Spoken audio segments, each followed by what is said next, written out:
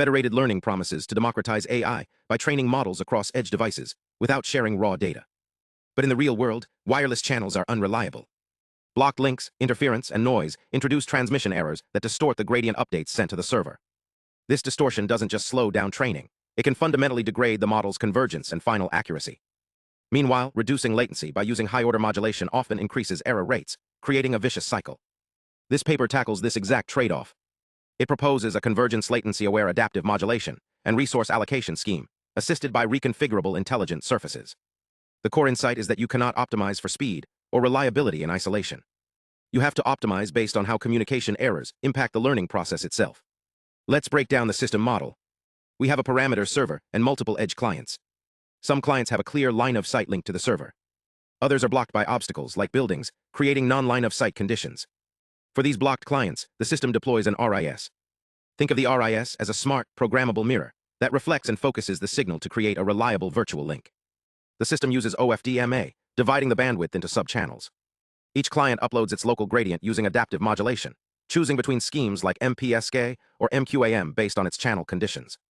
The server aggregates these gradients and broadcasts the global model back down. The goal is to minimize the total round latency, while ensuring the model converges as fast and accurately as possible. Here is where the technical depth kicks in. Most existing work focuses on minimizing latency or maximizing reliability separately. This paper derives a rigorous convergence-related upper bound that explicitly links the symbol error rate to the FL loss decay.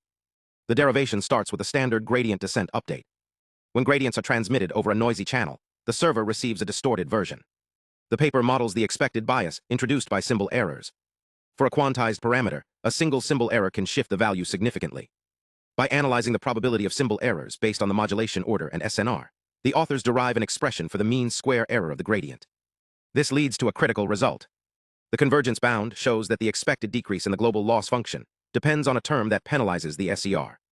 Specifically, as the SER increases, the convergence-related decay factor drops.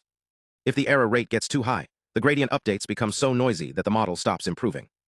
This proves that using a high-order modulation like 64 QAM to save time might actually hurt convergence if the channel is poor, because the resulting errors corrupt the optimization trajectory. This analytical bound motivates the joint optimization problem. The objective is to maximize a metric that balances the convergence rate against the latency. We want to maximize the decay factor while minimizing the round time. The problem is formulated as a mixed-integer nonlinear programming problem because we are optimizing binary subchannel allocation variables and discrete modulation orders, all interacting with nonlinear SER functions and latency terms. Solving a MINLP directly is computationally prohibitive. So the authors propose a low-complexity hybrid, alternating optimization framework.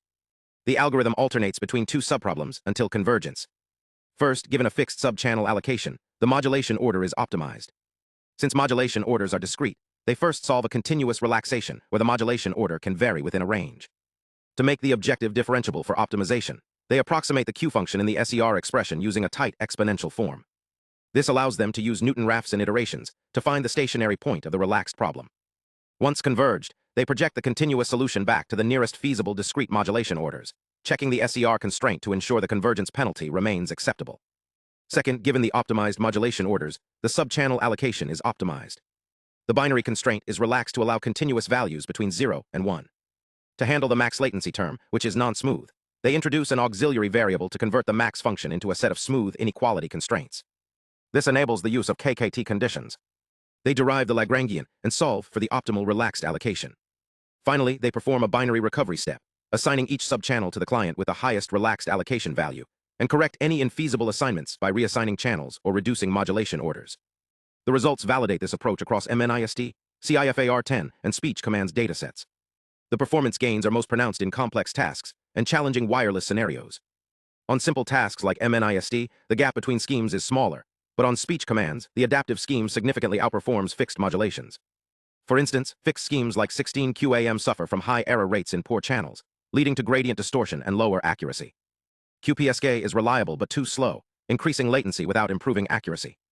The proposed adaptive scheme dynamically selects the best modulation for each client and channel, achieving the optimal balance. It also outperforms baselines that use RIS but do not adapt modulation, and scenarios without RIS, demonstrating the value of intelligent reflection in blocked environments.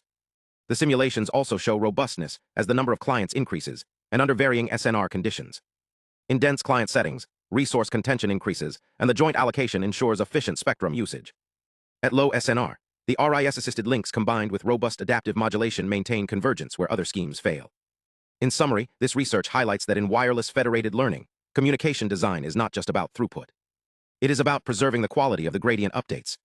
By deriving a convergence bound that accounts for modulation-dependent errors and solving the resulting joint optimization problem, we can build FL systems that are both fast and accurate, even in harsh, blocked propagation environments.